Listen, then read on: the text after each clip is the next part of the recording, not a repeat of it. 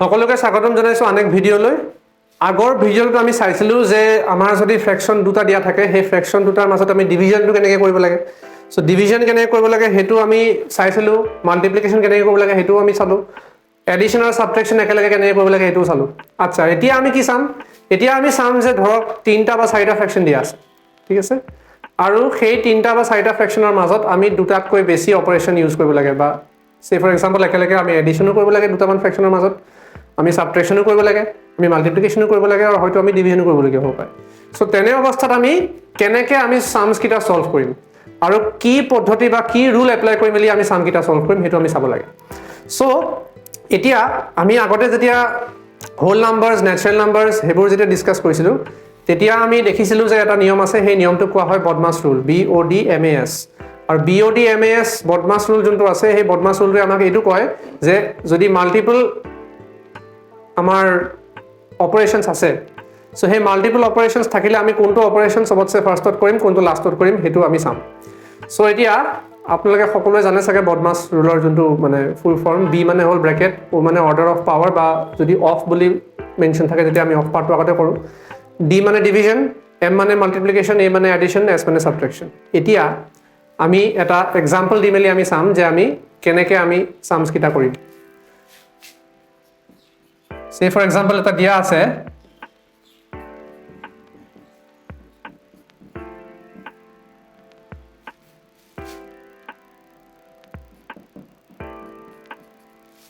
এটো সাম দিয়া আছে say for example এটো সাম আমাক দিয়া আছে সো এই সামটো আমি কি দেখিছো যে আমি এডিশনো কৰিব লাগে মাল্টিপ্লিকেশনো কৰিব লাগে আৰু ডিভিজনো কৰিব লাগে সো এতিয়া যদি সবে বেলেগ বেলেগকে কৰে কোনোবাই ধৰা মাল্টিপ্লিকেশনটো ফাৰ্স্টত কৰিলে তাৰ পিছত ডিভিজন কৰিলে তাৰ পিছত এডিশন কৰিলে তেতিয়া আনসাৰ বেলেগ আহিব কোনোবাই যদি এডিশনটো ফাৰ্স্টত কৰে দেন ডিভিজন কৰে দেন মাল্টিপ্লিকেশন কৰে তেতিয়াও আনসাৰটো বেলেগ আহিব আৰু কোনোবাই যদি ডিভিজন ফাৰ্স্ট কৰে মাল্টিপ্লিকেশন তাৰ পিছত কৰে আৰু লাষ্টত যদি এডিশন কৰে তেতিয়াও আনসাৰ বেলেগ আহিব সো হেতু কাৰণে যাতে আনসাৰ কিটা সেম থাকে বা যাতে পদ্ধতিটো শুদ্ধ হয় যাতে মেথডটো কাৰেক্ট হয় তাৰ কাৰণে আমি কি কৰিব লাগে আমি বডমাছ ৰুলটো এপ্লাই কৰিব লাগে সো বডমাছ ৰুলটোৰ মতে কি যে আমি ফাৰ্স্টত B মানে কি ব্ৰেকেট ব্ৰেকেটৰ ওপৰত ফোকাস কৰিব লাগে এতিয়া ব্ৰেকেটটো ক'ত দিয়া আছে 3/4 * 4/9 ৰ ওপৰত ব্ৰেকেটটো আছে তাৰ মানে কি 3/4 * 4/9 পাৰ্টটো আমি ফাৰ্স্টত সলভ কৰিব লাগিব according to বডমাছ ৰুল সো আমি কি কৰিম 2/3 প্লাস 4 কেনসেল যাব 3 1 যা 3 3 3 যা 9 1/3 আহিব ব্ৰেকেটৰ ভিতৰ ঠিক আছে ব্ৰেকেটৰ পাৰ্টটোৰ ভিতৰ যিখিনি নাম্বাৰ আছে সেইখিনি আমি প্ৰথমতে মাল্টিপ্লিকেশনটো কৰি ল'ব লাগে দেন আহিব ডিভিজন 1/3 আচ্ছা এতিয়া যদি চাও 2/3 প্লাস 1/3 ডিভাইডেড বাই 1/3 আছে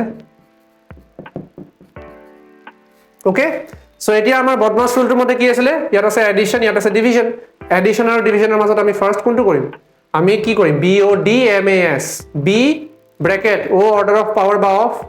D ডিভিজন D টো আগতে আহে যে এটো কাৰণে আমি ফাৰ্স্ট কি কৰিম ডিভিজনটো কৰিম সো ডিভিজনটো যদি মই কৰো আগতে যদি ডিভিজনৰ ভিডিওটো আমি দেখাইছিলো আমি ডিভিজন কেনেকৈ কৰো সেকেন্ড ফ্ৰেকশনটোক মই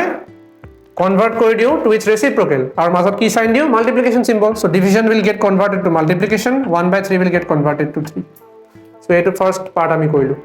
1/3 ডিভাইডেড বাই 1/3 সো এটা কি হ'ব 3 3 কেনসেল যাব 3 3 কেনসেল কৰিলে আমাৰ ওচৰত কি থাকিলে 2/3 + 1 এটা 2/3 + 1 যেতিয়া আমাৰ ওচৰত আছে আমি কেনেকৈ কৰিব পাৰো এটো এলসিএম লৈ কৰিব পাৰো এলসিএম ললো 3 এটা 2 আছে প্লাস 3 তাৰ মানে আমাৰ আনসাৰটো আহিলে 5/3 সো এটো হৈছে শুদ্ধ পদ্ধতি বডমাছ ৰুল এপ্লাই কৰি মেলি এটো কাৰেক্ট প্ৰসিডিউৰ এটা অংক কৰাৰ কাৰণে সো এটো আছিল কম্বিনেশন অফ অপাৰেশনছৰ বিষয়ে এটা ইন্ট্ৰোডাক্টৰি ভিডিও ইয়াৰ আগৰ নেক্সট ভিডিওবোৰত আমি ডিসকাস কৰিম আমি চাম যে ইয়াতকে ডাঙৰ অংক যদি দিয়া থাকে বা ইয়াৰ এনেকুৱা এটা অংক দিয়া আছে ডিভাইডেড বাই আৰু এটা টাৰ্ম দিয়া আছে তেতিয়া আমি ডাঙৰ ডাঙৰ অংকবোৰ কেনেকৈ কৰোঁ সো ইয়াত জাস্ট এটা সিম্পল ইন্ট্ৰোডাকশন দিলো যে বডমাছ ৰুলটো কেনেকৈ ফ্ৰেকশনৰ ক্ষেত্ৰত ইউজ হ'ব সো ইয়াৰ নেক্সট ভিডিওত আমি ডিসকাস কৰিম ডাঙৰ ডাঙৰ কিছুমান অংক কিছুমান কমপ্লেক্স অংক কিছুমান টান অংক আমি ডিসকাস কৰিম আজিৰ কাৰণে ইমানেই থ্যাংক ইউ